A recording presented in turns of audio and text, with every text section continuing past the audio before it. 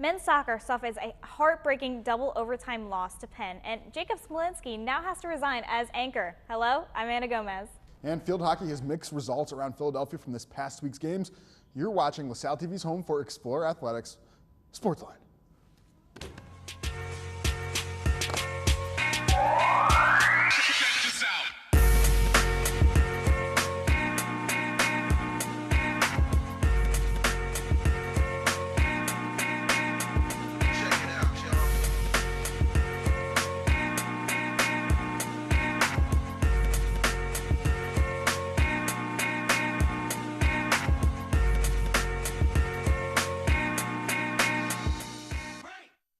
Welcome to SportsLine. We have a bunch to catch up on LaSalle sports this week, including a recap of women's golf's second outing. And later, we have highlights from volleyball and field hockey, along with yet another brand new segment, the Tailgate Review with me. Oh. But first, let's take a look at what went down this past week for our athletes. On Friday, the men's and women's cross-country team raced at the Mainline Invitational. Andrew Gorsuch took the 4-mile course for the Explorers and came in just under 20 minutes, just over 20 minutes. He was the first Explorer to cross the finish line, snatching 11th place. Right behind him and crossing the finish line in 12th was blue and gold senior Chris Sanders. He finished with a time of 20 minutes and 12.2 seconds on the 4-mile course. The women also had a strong showing as A10 champ Morgan Zeckley took on the 3-mile course. She was the first LaSalle runner to cross the line, coming in with a time of 17 minutes and 26.7 seconds, landing her in 9th place. Soon after that, Caitlin Poez came across the finish line in 19th place with a final time of 17 minutes and 58.3 seconds. And starting Saturday, September 17th, the women's golf team played at the Bucknell Invitational. For their second event ever, the squad improved their results at Bucknell. Each round, they lowered their score, and on Sunday, the team set the new program record of 381. And being only the second event in program history, many Explorers had their collegiate bests at Bucknell. Freshman Rebecca Smith finished with the best score among Explorers, posting an 81 on Saturday and an 84 on Sunday to put her in 12th place for the tournament. Following Smith was freshman Gabby Morganti, who posted her first collegiate birdie on Saturday. Mary Ide went plus 54 for the event, and grad student Kendra Hare had a two-day total of 256. Following their win on September 14th against Fairleigh Dickinson, the women's volleyball team looked to build another winning streak this season at the Big Five tournament. As it arrived on Friday. However, in their first matchup against the Penn Quakers, the Explorers failed to lay a single break, losing in straight 3 sets, 3-0. Set 1 was competitive, going back and forth between the two squads until Penn pulled away at 19-13 before closing it out 25-21. Set 2 turned out to be much of the same, with LaSalle again falling at 21 at the end of the round. In Set 3, the Explorers seemed unable to get anything going and could not overcome UPenn, losing 25-19. Senior Ashley Felton led the Explorers with 9 kills, while Jensen Sherritt tallied 19 digs. And the following morning, the team had to rise and shine to take on Temple in a quick turnaround from the previous night's contest. For the first match in the Saturday doubleheader for the Explorers, they were hoping to bounce back from Friday's defeat, and LaSalle came out strong in Set 1 against the Owls, taking it 25-23. Their momentum would not carry over into the following sets, though, as they were all subsequently lost to under 20. Even behind the season-high total of 29 digs for Jensen Sherritt, the team could not best their Broad Street rivals. And now we're going to take a look at some footage from the third game of the tournament against Villanova. The team started out, we were at 8-7, and Nova was at 8-4 in the season. Set 1 saw LaSalle dropping to 19, losing that set 25. In the second round, you can see right there, we won that round 25-21, which sent the game into 4 sets. However, we unfortunately lost the last 2 sets, 19-25. It was a very familiar sight to look at for LaSalle. Unfortunately, they just continue to lose momentum when they start to lose and lose that momentum. And men's soccer find themselves in a bit of a valley after this week's play. The Explorers took on Penn at the Quakers' home field for a Big Five matchup. Upon the first look, LaSalle was an easy choice for the win. However, the two teams found themselves at a stalemate with both sides playing lights-out defense. And as time dragged on into double overtime, goalie Mike Kirk over the course of the game faced a total of 21 shots while holding out against 8 corners. However, with a lack of presence on the offensive, Penn kept pushing further and further until LaSalle finally broke in the 108th minute as Penn's forwards put up a cross pass that got tipped in past the outstretched arms of Kirk as tears rolled down my face. The game ended with a score of 1-0 Penn, and momentum did not treat the Explorers well as they went into their next game on the road against Lafayette. Coming out strong, Coleman Kennedy notched his second goal of the season in the 37th minute off a pass from Tony Danielle. And as the game moved into the second half, Lafayette made a rally to score 2 consecutive goals to round out the game 2-1. And Cameron Irvine made his first start of the season, making 3 saves. No word on why Mike Kirk was out, especially after that lights out game. But the Explorers' record now falls to 5-3. And women's soccer didn't fare much better. They lost a heartbreaker to Villanova on Thursday the 15th. Freshman Jess Shanahan scored her first goal as an Explorer in the 31st minute of play to give LaSalle a 1-0 lead. Clarissa Kirsch-Downs added to the Explorer lead with another goal in the 42nd minute of play. Unfortunately, that lead would not last long as Villanova's Christian Babor scored 2 goals for the Wildcats to tie the game with less than 2 minutes left in regulation. The game remained at a deadlock and went into overtime. In the second overtime period, Babor slipped a shot past LaSalle goalkeeper Larissa Zambelli to grant the Wildcats the win. In their final game of non-conference play, the women hope to end their losing streak with a visit to St. John's on the 21st. After 80 minutes of scoreless play, St. John's Shay Connors broke the tie with a shot to the far post, giving the Red Storm the win over the Explorers. And now LaSalle has lost their last 4 games. LaSalle soccer, you're breaking my heart.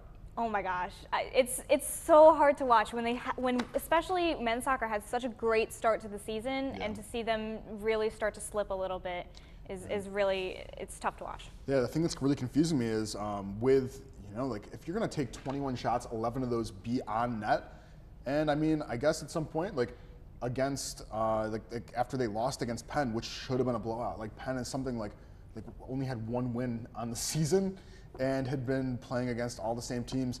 I don't know what happened. I guess we got too complacent, but like for us to be in deadlock. But Cameron Keyes coming in and actually playing when Mike Kirk has had every second. Like, this is confusing. It was great to see Keyes come out because he was a freshman last year. It was great to see him have such a great debut. And especially because Kirk came in with such a great start of the season, it was nice to see Keyes at least come in a little bit. Yeah, and this, I guess transitioning though over to women's soccer, I'm really confused also with them as well. We've already went through the transition of not having Kelsey Haycock for a season, but like now what? Like what is going on? They are a young team. We have a lot of young players on that women's soccer team. There's just a lack of scoring. There's really not a good offensive. I mean, you have Kristen Hogstad, who is kind of like, she's kind of right now the leader of the team, but she's not a scorer. No. She's more of like a midfield defense. And especially because we have a men's soccer team that is just a little too loose on those scores on trying to make a goal. It's kind of, it's almost like the complete opposite for women's soccer, who they're just not finding opportunities. Exactly. So anyway, my heart is broken. I hope they turn it around. Yeah. All right, and so on to field hockey. The Explorers traveled to Lock Haven Friday to take on the Bald Eagles and win their first conference game this season. The game went scoreless until the second half when senior Morocco tallied on the only goal of the game and her second goal of the year after her game-winning OT score against Lehigh. And Explorers defense remained sound, allowing only 2 shots on goal the entire game, allowing Rachel Hartman to earn herself a shutout. Not too shabby. And LaSalle fell short to St. Joe's this Sunday, 2-0. Like their matchup against Lock Haven, the Explorers were able to defend themselves against the St. Joe's offense, going scoreless through the first half. But then they slipped up in the 49th minute when St. Joe's scored off of a rebound. The Hawks would not score again, not even 2 minutes later. The Explorers fought hard, but were not able to find the back of the cage, settling for a rough 0-2 loss. And this brings us to Wednesday, September 21st field hockey game where SportsLine reporter Steven Silvestra and I got the chance to film. So can we roll tape, please? All right, so at home on the Hank de Vincent, oh, look, there's a dog. Oh, that's really pleasant. Oh, man. Anyway, so LaSalle took on Ryder here at the Hank Vincent Field, and the thing is, right off the bat, we had 2 goals right in the first 10 minutes, and kind of how you just saw with that drive, we had a lot of open field in the beginning. However, things started getting sketchy real quick with Ryder on a ferocious warpath. As you saw, streaking across the corner, Ryder, check this, rips the shot to the opposite corner, right under like Rachel Hartman's elbow. But if you look at this, come on, Rachel Hartman, you got to throw that penalty. She had a great game, made a bunch of saves, was a rock in defense. And if you see this, our defense was allowing way too much movement for Rachel Hartman. As you can kind of see here, as the game went on, corners stacked up. It started getting way too sketchy right there. You shouldn't have that sort of thing going on. Once again, as you see, just really rough to watch as we lost 3-2 after we scored 2 goals in the first 10 minutes. I don't know. That was just too much for me to handle. You could see the disappointment on those coaches' faces. Yeah, and we went to go talk after to the coach, and it was just one of those things where it was just not time. But, yeah. But that wraps it up for our recaps. We're not done with field hockey because here at SportsLine, to follow Season 19's trend of spotlighting behind-the-scenes action for Explorer events, we're going to take a look at a new segment to our SportsLine palette. Is that what yeah, I think our SportsLine palette. We have a very, very diverse palette. Sure. We're going to check out Jake's tailgate review, where one of our reporters, me, goes out and rates the tailgate goods at some of our sporting events supplied by the good old Explorers, who actually get paid, Go Explorers, yes, the athletics department, who actually get paid to cover sports. So yes. Check it out. Take it, please. Hello, and welcome to the first edition of the Tailgate Review. It is a brand new segment here on LaSalle TV's SportsLine. We're going to test out some of the food. I'm here with the Explorer. How are you doing? All right, cool. All right, let's see what this food is like today.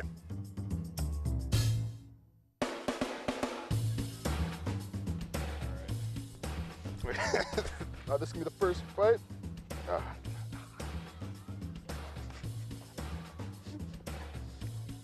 All right, sauce. Sweet, tangy, has a nice little garlic undertone. I'm gonna give this one 3 Micaiah Owens, 2 Matt Robinsons, and Bar Stooks for good measure. After that delicious pizza, they have some beautiful wings, nice, pretty heavy breading, something that I'm not used to back in Buffalo, but I have some pretty good promise with this. They have a number of dipping sauces, but you know what? The real test of a true chicken wing is to just have it just dry. Ooh, crunchy. Really getting the natural essence of the chicken. I'm gonna give this one half a Kelsey Jenkinson, 3 Johnny Schulers, and round it off with a Deja Davis. I'm feeling it. And that concludes Jake's Tailgate Review. And just to let you know, for the rest of the fall sports season, they are giving little handy giveaways, such as this little phone case. Put your cards in it, attaches right to the back of the phone, sticks on. Free food for the students. Just come out, check it out. It's pretty great.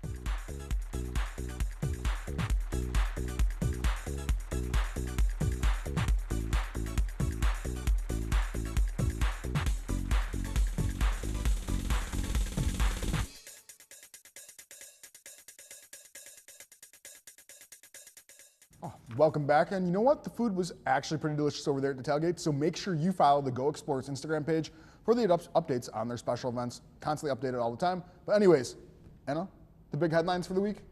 Well, Jake, we have 3 big headlines this week. All happened over the course of this summer, but we still think they're pretty important, so we're going to talk about them right now. The first is Cheryl Reeve, class of 1987. She was a women's basketball player. She was an assistant coach on the women's basketball team for the Olympics. That won gold. How incredible is that to know that we have not only we haven't had Olympians in a while. We had some hopefuls, but it's nice to see that even though we don't have any athletes necessarily in it, to have some LaSallian influence there. Also interesting is she's won 2 NBA titles with Minnesota Lynx, where she coaches now. Crazy. Because we don't ever hear about these things either. No. And so whenever one of these headlines just pops up, you know what? Shout out to the Explorers. We're never lost. The Explorers are never lost. Which brings us to Lori King, class of 1997, who didn't get lost swimming around the Bermuda Triangle. That's pretty scary. Right? She was the second person to swim across the Bermuda Triangle. She did it in just 21 hours. It's a 36.1 mile swim, 21 hours, which is faster than the 1976 record made by Sean O'Connell, who did it in 43 hours. So he took his time. He took his time. Yeah. And King was started in 1993 at LaSalle. She swam the 200 breaststroke, which is a short distance compared to the 36-mile lap around the Bermuda Triangle. How crazy is that? That's really exciting to see. Yeah. Because one of the things is you see with a lot of these swimmers when they leave LaSalle's program, so many of them get involved wherever they head back to. I mean, we have a very big international base with our swimmers. We also have swimmers from all over the country. So when you get the chance, when they finally graduate and they move on from professional swimming, you see a lot of these the players, or swimmers at least, they go off and they start doing as many different things as possible with swimming. So it's crazy. Yeah. And our last big headline is men's basketball released their schedule, A10 and non-conference play. And some of the big headlines for men's basketball is the first game of the season is against Temple on November 11th, and that's at Temple. Then we have our first home game against Delaware, where that is going to be on, I believe, the 17th. And then our big, the one we always look forward to each year with men's basketball, the homecoming game, Saturday, November 19th, against Texas Southern. Oh, wow.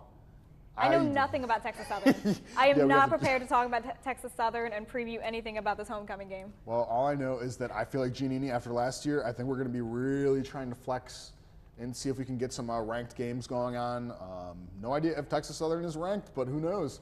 We did grow in height. We have some we have some taller players this year. Yeah. That one of the big struggles last year with men's basketball was that we didn't really have a lot of height. We have some really great athletes, but they can't jump. But anyway though, so I'm just excited though to see, especially this season, I guess it's kind of like almost like our first basketball preview. We have our guys from Syracuse are no longer redshirt. We have our Irish import. I am really excited to see how he plays. And on top of that, JP is going to be coming back, Jordan Price. Hopefully, I'll be able to play against him one-on-one at some point this season and, I don't know, flex my skills and maybe, I don't know, become a basketball manager for my last year, because that would be kind of nice, Maybe. I'd like to see that happen. Yeah. I don't know. Jordan Price is a pretty big dude. I don't know if you could handle even being manager. I don't know about that. But that takes us to another break, and when we come back, we have some previews for some games coming up.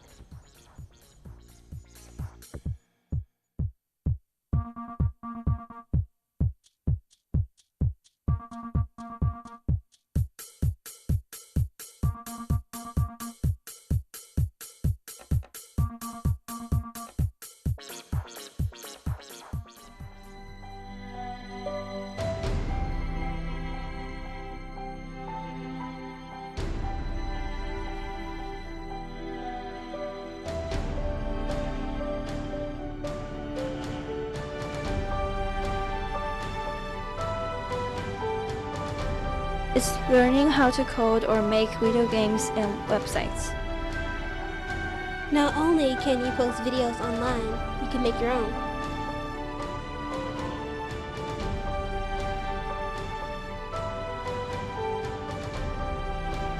It's learning about leadership.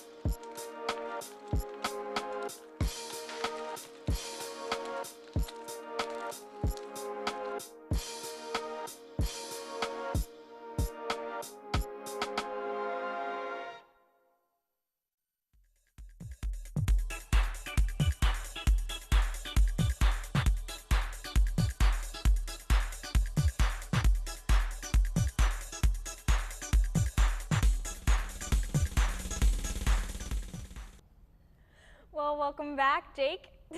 Yeah, there is plenty of action coming up this upcoming week, so let us highlight the games ahead.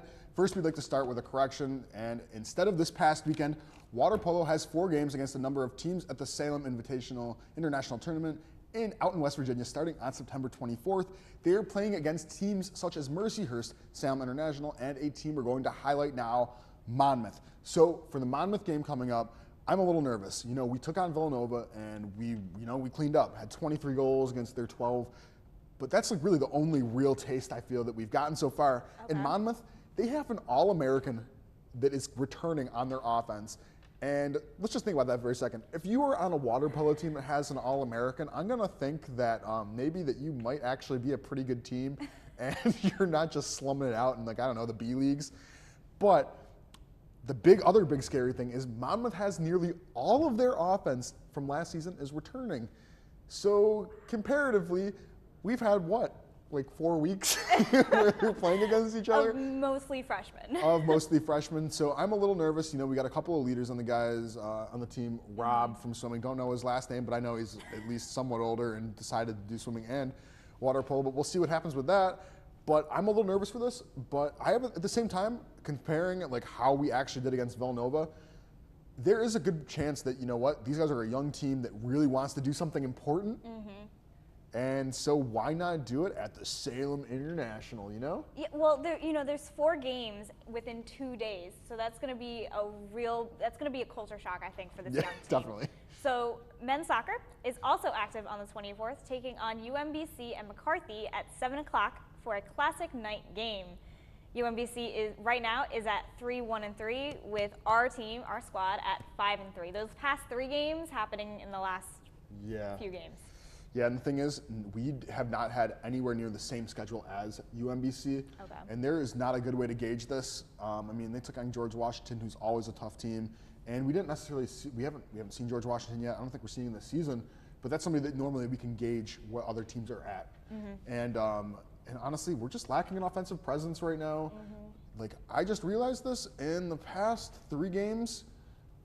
Matt Robinson has only had 1 shot, so and after he led everything, yeah, it's rough. Ugh. Okay, and just to transition from that, we have volleyball that's opening up A10 play this weekend with a pair of games against Fordham and Rhode Island on the 23rd and 24th. Respectively, yeah. Respectively. Yeah, respectively. But yeah, and I guess this isn't the same team that we saw at the beginning of the season. No, it is not. For volleyball, and it's just really, really bumming me out that that's kind of fallen apart just a little bit.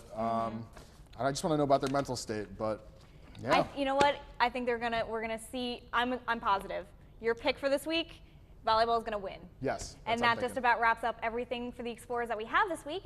We want to welcome reporter Brian Gelbach from the bleachers to the desk for a marquee matchup to close out the show. Take it away, Brian.